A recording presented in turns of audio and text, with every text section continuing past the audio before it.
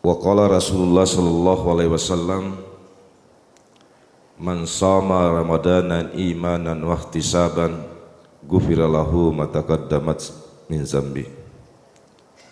Wa man qama ramadanan imanan wa ihtisaban ghufira lahu ma taqaddamat min zambi. Sadaqallahul azim wa sadaqa Rasulullah sallallahu alaihi wasallam. Jamaah salat zuhur pada hari ini yang dirahmati oleh Allah Subhanahu wa taala, insyaallah mendapatkan keberkahan dari Rasulullah sallallahu alaihi wasallam. Pada siang hari ini, dan salah satu di antara cara kita menambah keberkahan Ramadan adalah mentadabburi Al-Quran. Dan diantaranya pada ba'da zuhur ini kita akan ngaji soal puasa, soal Ramadan berdasarkan perspektif Al-Quran, sebagaimana diajarkan, dita'alimi oleh para ulama, para guru, para alim allama, hatta ila Rasulullah sallallahu alaihi wasallam. Ya ayyuhallazina amanu kutiba alaikumus siyam kama kutiba alal ladzina min qablikum la'allakum ta'taqun. Jamaah yang berbahagia, sebelum ayat ini turun, tapi diterangkan pada ayat ini. Dan sebelumnya kita ingin kaji dari ayat-ayat Allah ini, ya ayyuhallazina aman. Yang dipanggil itu adalah orang-orang yang beriman. Apa yang kita kaji pada siang hari ini adalah pelajaran dari para guru-guru kita yang terdahulu, apa yang pernah diajarkan oleh Rasulullah, kemudian diajarkan secara terderivasi turun-temurun oleh para khalifah, para sahabat, para imam-imam besar, pada guru-guru kita, para alim allama, sehingga kita bisa memahaminya. Ayat ini tidak mengatakan ya ayyuhallazina aslamu. Yang dipanggil itu bukan orang-orang Islam, tapi ditandai dengan kata allazina amanu. Kenapa? Karena memang bahasa Arab ini bahasa yang sangat complicated. Kalau kita perhatikan buku-buku bahasa Indonesia, pada umumnya itu kosakatanya kurang lebih sekitar 2000. Bahasa Arab ini sebagian besar para ahli bahasa itu kurang lebih 9.000 kosakatanya. Dan dari 9.000 ini setiapnya itu menurunkan lagi sekitar 180. Jadi kalau mau dijumlah kurang lebih 9.000 dikali 180. Begitu kayanya dan begitu besarnya hasanah bahasa Arab ini. Mengapa yang dipanggil orang beriman, mengapa ayatnya tidak mengatakan ya ayyuhallazina aslamu? Karena orang Islam itu belum tentu siap. Coba bayangkan kalau misalnya Bapak Ibu datang ke balai kota, saya menyebutnya ahlan wa sahlan. Tapi ketika Ramadan datang, maka kita menyambutnya dengan marhaban ya Ramadan. Padahal sama-sama secara terminologi itu berarti selamat datang. Bapak Ibu datang ke rumah saya atau saya datang ke rumah Bapak Ibu, jamaah semua pasti menyambut saya atau saya sambut Bapak Ibu dengan kalimat ahlan wa sahlan. Jadi mau rumahnya 1 kilometer persegi luasnya tetap sempit. Sehingga ahlan wa sahlan itu dipakai untuk menyambut kedatangan pada wilayah ruang yang bisa diukur. Sempit. Kalau Ramadan berasal dari kata marhaban, itu berasal dari kata arhab. Jadi butuh ke lapangan yang luas. Jadi hati kita itu butuh ke lapangan untuk menyambut Ramadan. Itu berasal dari kosakata arhab. Hati kita harus luas. Pikiran dan jiwa kita harus lapang menyambut Ramadan. Kenapa harus begitu? Nanti kita akan kaji ujungnya. La'allakum ta'takun. Jadi kalau mau mencapai level derajat takwa dalam berpuasa, maka kita harus menyiapkan hati kita lapang selapang-lapangnya. Sehingga yang diajak itu bukan orang-orang Islam saja, tapi orang-orang yang beriman. Karena orang-orang Islam belum tentu siap. Belum tentu siap apa Bapak Ibu sekalian? Menurut para ulama, belum tentu siap untuk menahan diri. Siam itu kan menahan.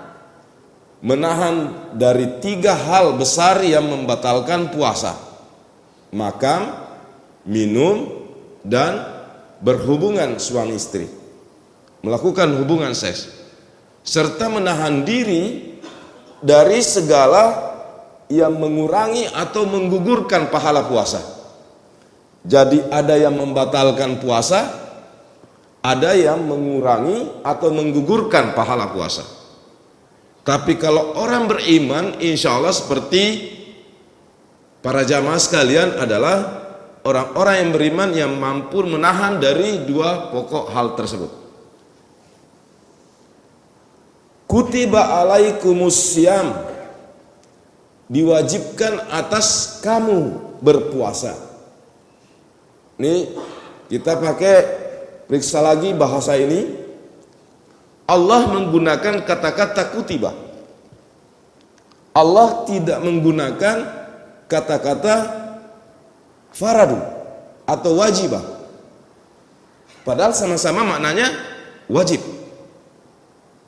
Tapi Allah memakai kata kutiba, ka, ta, dan ba.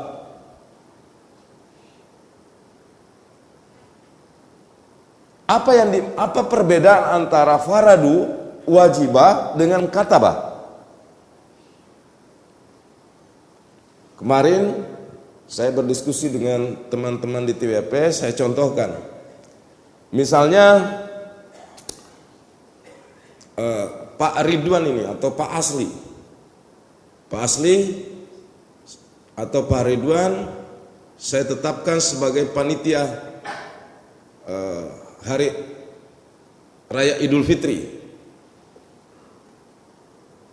Ini lisan. Berarti ini perintah kepada Pak Asli atau Pak Ridwan. Tapi kalau saya sertakan dengan SK tertulis, makin kokoh perintahnya. Itulah yang dimaksud dengan katabah.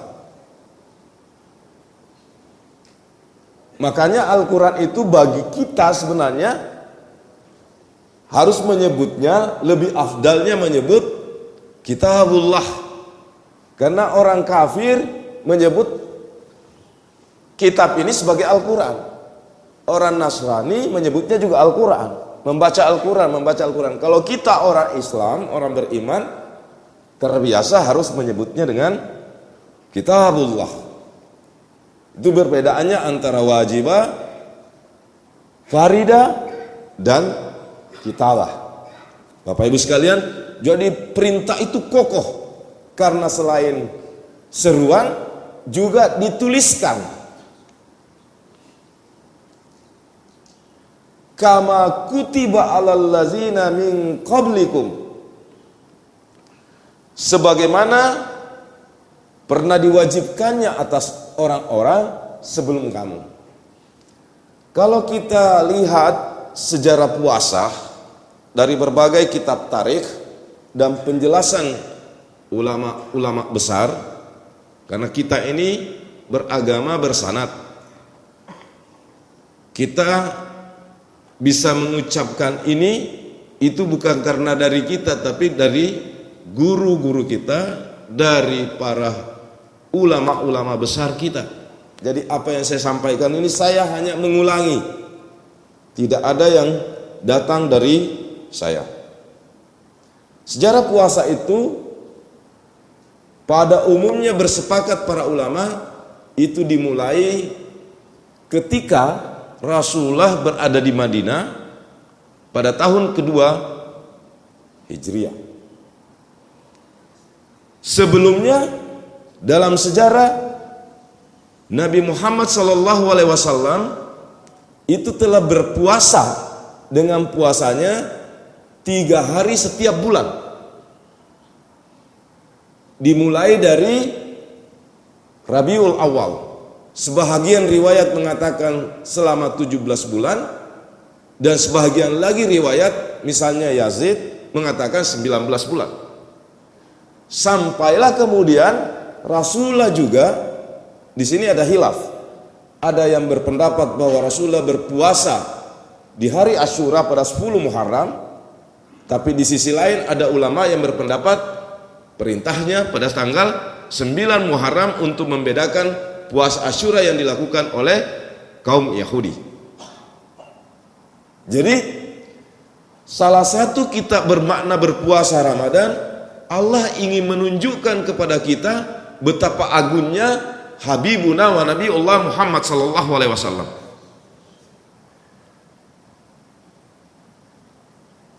Dari puasa itulah kemudian turun ayat Quran surah Al-Baqarah 183 ini. La'allakum ta'takun, agar kita bertakwa. Bapak Ibu sekalian, takwa. Apa itu takwa? Yang biasa kita dengarkan, takwa itu adalah melaksanakan segala perintah Allah dan melaksanakan segala larangan Allah. Bapak Ibu sekalian, pertanyaannya kira-kira adakah di antara kita umat di akhir zaman ini, setelah selain Rasulullah dan para sahabat serta para imam-imam yang alim, imam-imam saleh, mampu melaksanakan segala perintah Allah dan menjauhi segala larangannya? Kira-kira ada nggak di antara kita itu? Hah?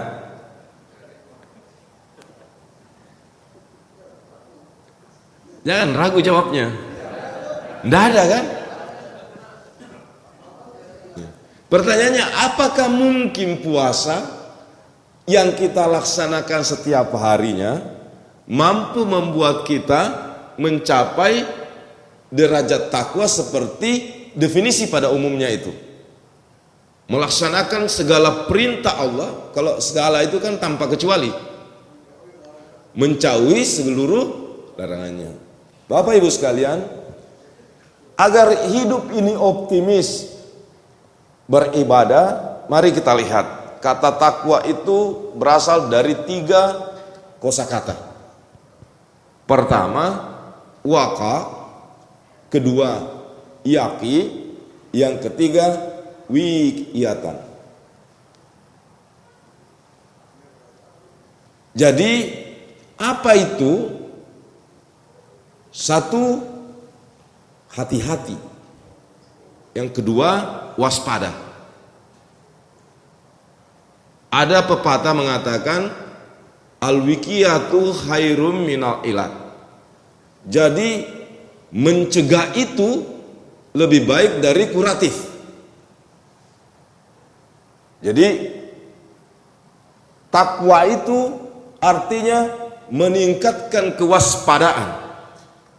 meningkatkan kehati-hatian. Jadi orang yang berpuasa adalah orang yang pada bulan-bulan sebelumnya kehati-hatiannya mungkin 10 derajat. Pada saat di bulan puasa ia tingkatkan kehati-hatian dan kewaspadaannya menjadi 30, 40. Dulu sebelum puasa bisa gosip. Nah, bulan puasa kalau mau puasanya mencapai derajat takwa harus menghilangkan. Nah, di level yang lebih tinggi takwa itu juga bermakna implementasi antara Islam, iman, dan ihsan, yang kemudian berujung menjadi kita semua ini insya Allah menjadi kaum yang al-furqan, mampu membedakan mana yang baik, mana yang buruk, mana yang hak, mana yang batil. Jadi kalau misalnya ada yang mau gosip karena ia berpuasa, dirinya menjadi insan yang furqan, wah ini saya nggak bisa gosip ini, karena sudah bisa membedakan mana yang baik, mana yang buruk. Itulah takwa. Bapak Ibu sekalian, karena ini kultum nggak boleh nanti mungkin kalau ada yang belum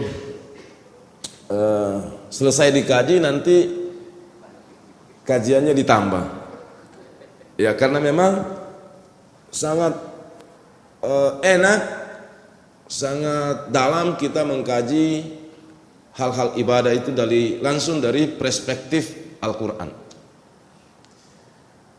Baik, coba kita lanjut pada ayat kedua. Siapa?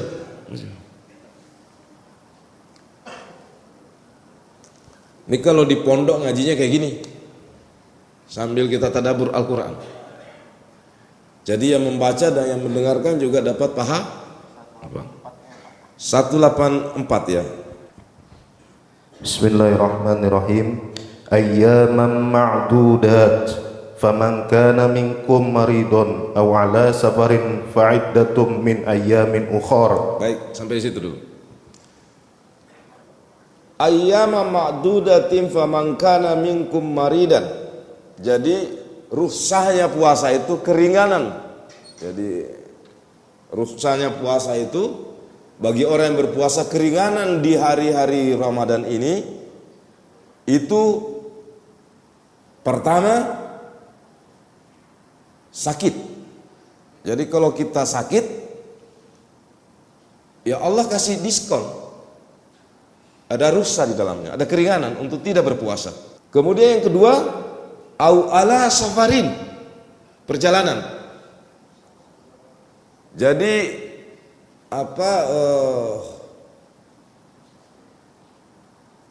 rukhsah itu dalam rangka apa? Dalam rangka mim musyqatin. Jadi timbulnya dua kelelahan. Kelelahan dalam berpuasa, yang kedua kelelahan dalam perjalanan.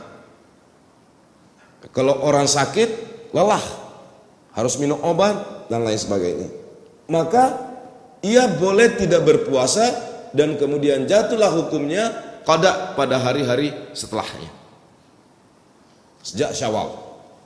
Ada lagi orang yang, tapi kategori orang sakit itu Bapak Ibu sekalian kan banyak. Ada yang sementara di hari pagi ini bangun sahur, tiba-tiba misalnya jam 10 sakit, maka ia boleh berbuka dan ia bisa menggantinya. Tapi ada juga sakit ia menahun. Kalau permanen mungkin tidak, karena harus masih ada harapan untuk sembuh. Tapi sakitnya yang tidak, bagi yang sakit tidak kecil kemungkinan mengharapkan kesembuhan. Misalnya orang ada juga sehat, dia diukur tekanan darahnya normal, diukur tensinya normal. Misalnya orang tua yang jongkok, orang yang habis pasang ring itu kelihatannya sehat kan? Bapak Ibu sekalian kelihatannya sehat. Tapi ia harus mengkonsumsi obat tiap hari. Dan kalau dikhawatirkan akan membahayakan, maka menurut para ulama besar, ia sudah dapat dijatuhi hukumnya fidyah. Fidyahnya berapa? Sesuai dengan takaran yang kita makan. Bahkan dikatakan lebih banyak dari itu jauh lebih bagus. Jadi kalau biasa makan misalnya 20.000, ya sudah fidyahnya minimal 20.000. Tapi kata Allah, jika kita punya uang, rezeki yang lebih banyak, maka lebih banyak dari itu jauh lebih baik. Jadi keringanan berpuasa itu satu tadi sakitnya macam-macam. Ada sakit yang tiba-tiba meriang, ada sakit yang menahun, beda perlakuannya. Ada yang jatuhnya qada, ada yang jatuhnya fidyah. Kemudian yang dalam perjalanan. Cuma kalau dalam perjalanan ini pakai hati nurani saja. Memang dulu di zaman Rasulullah belum ada pesawat, ya kan? Sekarang duduk di bisnis, ya kan? Ya, AC sampai di Jakarta dinas, dijemput lagi Pak Rusdi, ya, pakai taksi berbuka. Tapi buka pun tidak apa-apa karena memang ada diskonnya. Tapi kalau misalnya karena saya ingin melanjutkan karena suasananya juga masih mampu, maka kita bisa melanjutkan. Makanya ada ungkapan itu, tidurnya orang puasa itu adalah ibadah. Sebahagian membantah itu, kecuali memang tidur yang tidak bisa dihindari. Tapi kalau betul-betul hanya tidur supaya bisa cepat, jadi gini loh, begini, puasa itu artinya menahan diri, siam. Ya, kalau orang tidur itu menahan enggak? Bertahan gini, bertahan itu misalnya pukul bertahan, itu namanya bertahan, nahan pukulan. Kalau guring, apa yang ditahani? Jadi hati-hati. Itu kata-kata Al-Quran. Dan ada yang mengatakan dhaif hadis itu, ada yang mengatakan palsu. Dan jangan sampai terjebak bahwa guring juga ibadah. Fungsinya adalah apakah aktivitas yang kita lakukan mampu menahan dari segala hal yang membatalkan puasa maupun yang mengurangi atau menggugurkan pahala puasa. Kalau guring apa yang ditahani? Ya. Jadi tidak ada pantangan yang bisa. Tapi kalau misalnya tidak kuat melakukan sesuatu dan hanya karena guring mampu tarku dari maksiat, maka tidur menjadi ibadah. Begitu, di situ letak hikmahnya. Walallazina wa 'alal ladzina yutiqunahu fidyatun ta'amu miskin faman tatawwa'a khairan fahuwa khairul lah wa an tasumu khairul lakum in kuntum ta'lamun. Ya sudah, tadi semua terkandung pada ini. Kita cukup kaji 3 surah saja di surah 3 ayat berikutnya lagi. Nanti ayat lain pada kesempatan yang lain. Ayat 185. Ini sebenarnya harusnya dikaji, kita kaji bisa kaji sampai 187. Ya, karena kalau kita mau kaji puasa supaya begini, supaya kita ini pemahaman kita utuh terhadap puasa agar kita bisa bertambah. Jadi puasa itu kan dari fajar hingga malam. Fajarnya pagi itu ditandai dengan azan subuh. Tapi azannya mana? Kalau merujuk pada sejarah, bukan, sebagian ulama berpendapat bukan azannya Sayyidina Bilal, tapi azannya Ummi Maktum di azan yang kedua. Ketika ditanya Aisyah soal sahur, Sayyidatul Aisyah menjawab, sahurnya Rasulullah itu kira-kira kalau diukur membaca ayat 50 sampai 60 ayat sebelum azan. Ya kira-kira 10, 15 sampai 20 menit. Dan sahur itu Bapak Ibu sekalian bukan di jam 1, bukan di jam 2. Pak Nabas tadi malam saya sudah beritahu, kalau sahur di jam 12, jam 1 itu bukan sahur, namanya itu makan malam. Dan itu rukun puasa.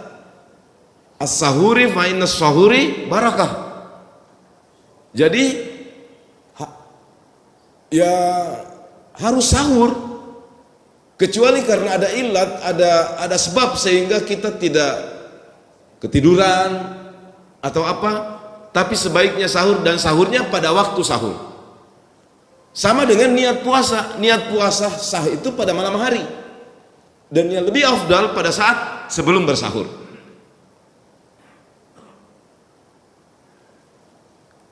Ini kalau dikaji lagi, apa niatnya puasa? Kita tanya dulu asisten satu, apa niatnya puasanya kalau malam hari?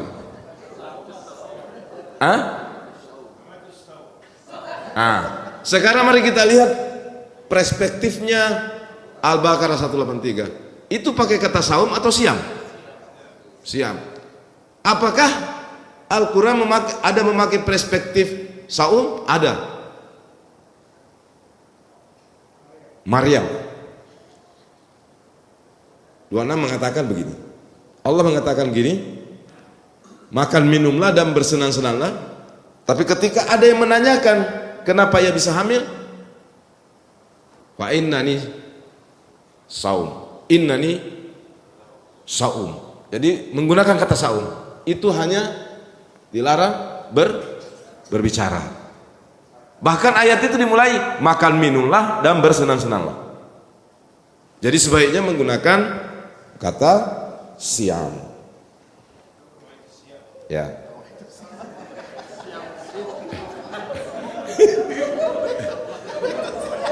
Ini kan sederhana Bapak Ibu sekalian, tapi ini yang diajarkan. Ini sama sekali sumbernya bukan dari saya. Ini sumbernya dari ulama-ulama besar kita. Ini sumbernya dari guru-guru yang sangat alim, supaya hal yang sederhana yang bisa membuat kita meningkatkan derajat takwa kita, derajat puasa itu. Karena kan yang kita mau capai ini adalah keberkahan puasa, keberkahan Ramadan. Yuridullahu bikumul yusra wala yuridu bikumul usra. Jadi Allah itu menghendaki kita kemudahan dalam beragama, kemudahan dalam beribadah. Jadi puasa itu kita harus ikhlas. Makanya hadis Rasulullah itu kan, man shoma ramadanan imanan wahtisaban. Jadi di sana ada kata-kata iman dan ada kata-kata ihtisaban. Jadi perlu keikhlasan, perlu kelapangan, perlu keredaan kita di dalam berpuasa. Barakah itu kata keberkahan Ramadan kan sering disebut syahrun mubarak.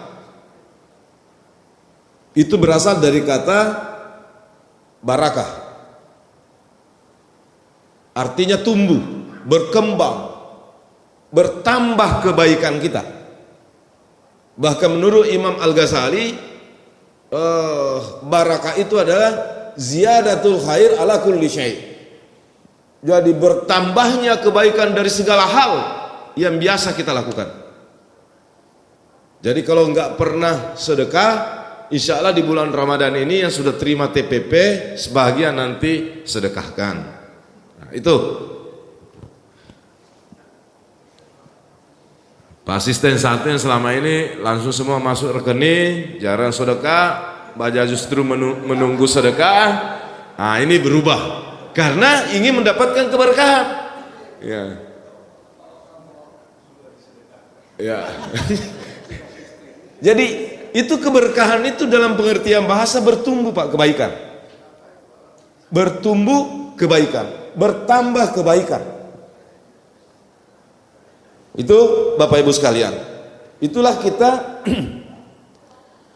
agar kenapa? Wala'allakum tashkurun. Jadi puasa itu dimulai dengan siam, lalu di tengah-tengahnya berdoa. Bahkan dianjurkan sebelum berbuka puasa perbanyak doa.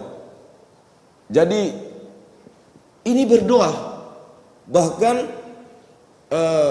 Syekh Syahrawi mengatakan kadang-kadang hamba itu diuji dengan bencana, teguran, saking inginnya Allah itu, saking rindunya inginnya Allah itu hambanya berdoa.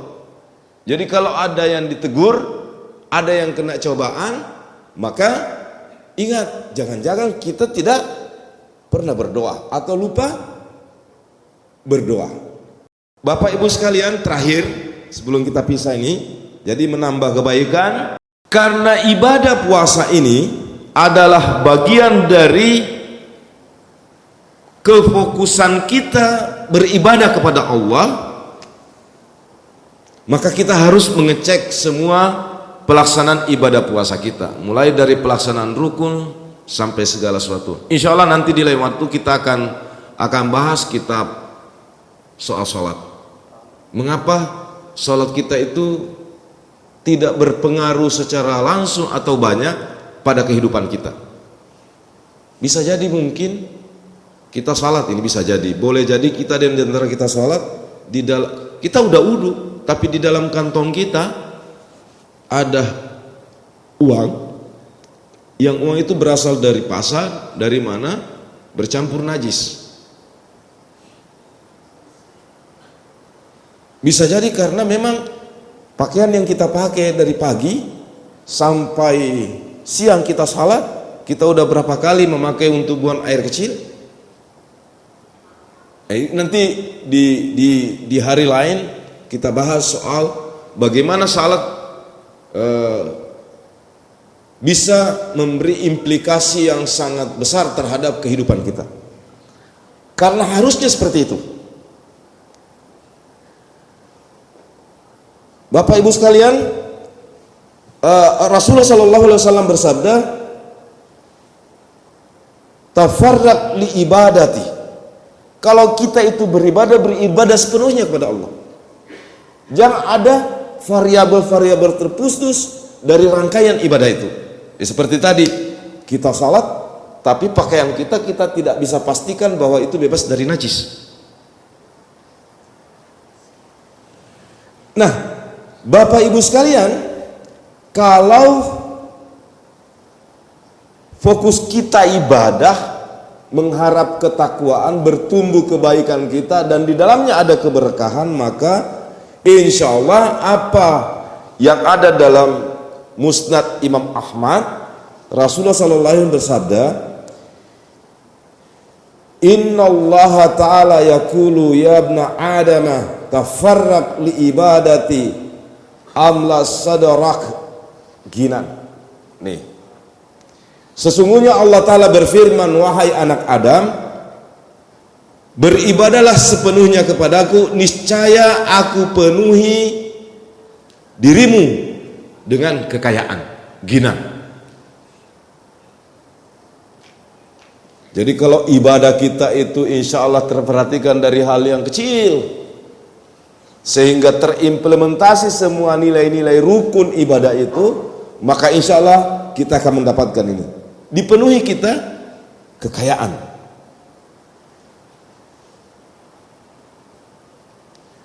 Wa asudda faqrak, dan aku penuhi kebutuhanmu. Jadi kalau ada yang salat tapi masih susah carikan rezeki untuk anak bayar sekolah, maka mari kita periksa cara kita salat. Kita periksa keikhlasan kita. Kita periksa bagaimana kita menghadap kepada Ilahi Rabbi. Kemungkinan sebab-sebab tidak berimpak pada implikasi ibadah yang kita lakukan pada diri kita, itu bisa jadi karena itu.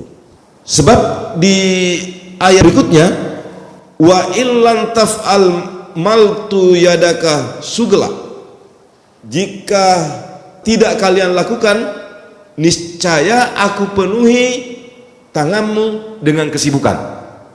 Jadi kalau kita tidak perhatikan tadi itu baik rukum maupun tatah kafiatnya, maka bisa jadi kita ini orang yang sibuk sujud ruku. Sayangnya kita fikih Bapak Ibu sekalian, tapi di kitab yang lain secara terpisah, selain kitab salat, puasa, haji, jinayah, tahara, ibadah itu luas dari itu. Mungkin suatu hari akan ada kitab fikih yang jauh lebih lengkap. Misalnya kita ini kerja, kita diamanatkan bekerja dari jam 8 sampai jam 3 di bulan Ramadan. Nah, tadi kita bahas takwa itu berhati-hati. Orang yang dihukum oleh Allah itu adalah orang yang di dalam hatinya memiliki kehendak secara nyata untuk melawan Allah. Ya. Tapi kalau kita berhati-hati, insya Allah akan bebaskan kita dari hukuman atau status dosa. La junaha alaikum fima akhtatum. Jadi kalau misalnya mau ke Long Iram, naik mobil sendiri, naik oto sendiri nih, sudah tahu perjalanannya jauh, harus bawa ban cadangan, harus bawa senter, harus bawa sangu. Nah, kalau bawa itu artinya orang yang bertakwa, orang yang berhati-hati. Tapi kalau sudah tahu perjalanannya seperti itu susahnya, tidak membawa apa-apa, wah gampang aja kena. Itu dikategorikan walakin mata amat kulubukum. Itu orang yang di dalam hatinya berkehendak melawan. Itu yang dihukum dosa. Tapi kalau orang yang tadi hati-hati itu, la junaha alaikum ma fi akhtatum. Udah lepas, tidak lepas karena sudah berhati-hati. Tapi kalau berkehendak melawan, itu yang dihukum. Walakin mata amat kulubukum. Jadi kalau berpuasa itu sudah nyata perintahnya Rasulullah, sudah nyata perintahnya, arahannya Al-Quran, tapi kita berkehendak melawan, maka pasti kita kena hukuman. Pasti kita akan kena hukuman. Dan nyata ghibah itu, menggibah sesama kita itu hukumannya sangat berat, tapi kita masih lakukan. Maka periksa, bisa jadi rezeki kita itu tidak bertambah, atau kita yang punya rezeki itu tidak berkah. Berkah itu apa? Sedikit menjadi terasa banyak. Ya. Jadi urusan Tuhan itu, kalau di ayat berikutnya nanti, kalau ada yang bertanya, di mana aku? Maka katakan aku sangat dekat padanya. Bahkan sebenarnya soal kedekatan kepada Allah bukan soal jarak. Karena di Al-Quran dikatakan, jika ada yang bertanya tentang aku, maka katakan aku lebih dekat dari urat nadinya. Tapi kedekatan Allah bukan persoalannya jarak, tapi ini persoalan rasa. Saya bisa jadi tidak berjumpa setiap hari dengan asisten satu. Saya berjarak dari sisi ukuran meter, ukuran jarak. Tapi perasaan saya sangat dekat.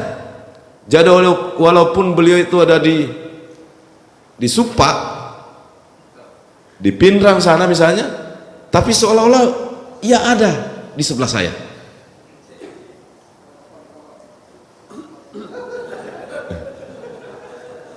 Jadi urusan kedekatan dengan Allah itu bukan persoalan ukuran jarak, tapi persoalan rasa. bagaimana kita semua belajar, ini ajakan pada diri saya juga, kita semua, bagaimana kita belajar mengasah perasaan kita supaya Allah itu hadir di sekitar kita, hadir di setiap langkah kita. Jadi berkah itu kalau rezeki kita sedikit bertambah banyak rasanya, kalau banyak bertambah manfaatnya lebih besar. Itu yang dimaksud dengan keberkahan. Kalau belum, akan diberikan rezeki yang baru dari Allah. Terakhir, Bapak Ibu sekalian, walam asudda fakrak, dan aku tidak penuhi kebutuhanmu. Jadi kalau tidak memperhatikan tadi itu, Allah mengancam kita hanya dipenuhi dengan kesibukan, dan kita tidak dipenuhi kebutuhan kita. Mudah-mudahan insya Allah apa yang telah disampaikan oleh para imam-imam besar, para alim allama, yang saya ulangi pada hari ini, mudah-mudahan ada manfaatnya buat kita, terutama di dalam rangka menumbuhkan, menambahkan kebaikan kita di dalam melaksanakan puasa Ramadan pada hari ini. Dan insya Allah mudah-mudahan Allah penuhi kita dengan keberkahan di dalam semua rezeki yang kita terima dari Allah. Dan Bapak Ibu sekalian, semoga kita semua panjang umur. Dan ingat Bapak Ibu sekalian, kenapa kita bertemu hari ini dengan Ramadan? Kita wajib bersyukur karena boleh jadi, sebelum saya tutup, karena boleh jadi memang kita sedang diberi umur panjang supaya kita memperoleh kesempatan untuk memperbanyak kebaikan ibadah kita kepada Allah.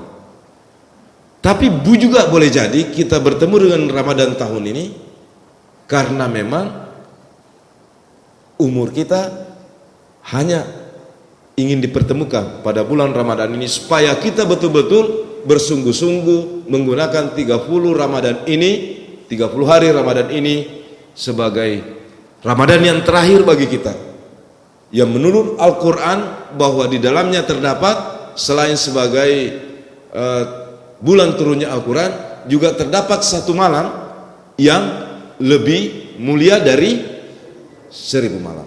Tapi jangan carinya hanya pada tanggal ganjil 15, 17, 19. Sejak dari malam pertama sudah harus dicari. Sejak malam pertama sudah harus dicari. Mudah-mudahan malam kebaikan itu dapat kita peroleh dan mengantarkan kita insya Allah menyempurnakan amaliyah Ramadan kita. Ingat hadis Nabi tadi, man sama Ramadana, man qama Ramadana, man qama Lailatul Qadar. Jadi itu 3 hadis yang utuh, jangan dipisah-pisah. Barang siapa yang melakukan puasa Ramadan, barang siapa yang melakukan qiyamul Ramadan, barang siapa yang melakukan salat pencarian itikaf dalam rangka Lailatul Qadar, ghufira lahu ma taqaddamat min jambi. Puasa akhirnya selain dapat kita keberkahan, insya Allah dosa-dosa kita yang telah lalu diampuni. Makanya Ramadan yang ini dengan yang sebelumnya adalah penghapus dari dosa-dosa kita yang sebelumnya, sehingga kita insya Allah 1 Syawal memasuki bulan bersyukur dan kita menjadi fitrah, tidak ada lagi dosa sebagaimana kita di awal dahulu dilahirkan. Amin ya rabbal alamin. Dan mudah-mudahan dengan puasa ini kita juga bisa mewasilahkan, mudah-mudahan Allah memberi ampunan dan rahmat kepada orang tua kita, baik yang sudah meninggal maupun yang masih hidup. Semoga kuburnya dilapangkan, dijauhkan dari siksa dan azab kubur, dan insya Allah dikumpulkan di surga Allah Ta'ala bersama baginda Rasulullah sallallahu alaihi wasallam. Dan yang terakhir sekali Bapak Ibu sekalian, mudah-mudahan dengan puasa ini kita merasakan kehebatan, keagungan, kemuliaan Rasulullah sallallahu alaihi wasallam. Karena dari baginda Nabilah turun perintah puasa. Turun perintah puasa menjadi bulan ampunan, bulan penuh rahmat, bulan penuh maghfirah, bulan penuh kebaikan, dan insya Allah kita semua akan mendapatkan semua itu ketika kita memiliki keikhlasan dan kelapangan menghadapi hari-hari kita di bulan Ramadan yang mubarak ini. Segala sesuatu yang saya sampaikan yang tidak berkenan dan mengandung dosa, saya mohonkan ampun kepada Allah Subhanahu wa taala, dan segala sesuatu yang mengandung kebaikan ikutilah. Bukan kebaikan itu datangnya dari saya, tapi kebaikan itu datangnya dari Allah dan Rasulullah sallallahu alaihi wasallam, para ulama, para imam besar, para guru-guru kita. Sekian, wallahul muwaffiq ila aqwamit thariq, nasrun minallahi wa fathun qarib. Wassalamualaikum warahmatullahi wabarakatuh.